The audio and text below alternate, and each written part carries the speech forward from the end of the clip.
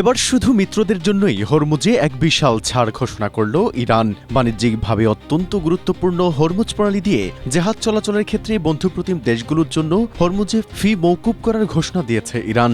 শুক্রবার রাশিয়ায় নিযুক্ত ইরানি রাষ্ট্রদূত কাজেম জালালি জানিয়েছেন, বন্ধুত্বের নিদর্শন হিসেবে কিছু নির্দিষ্ট দেশের জাহাজের জন্য এই বিশেষ ছাড় ব্যবস্থা করা হয়েছে।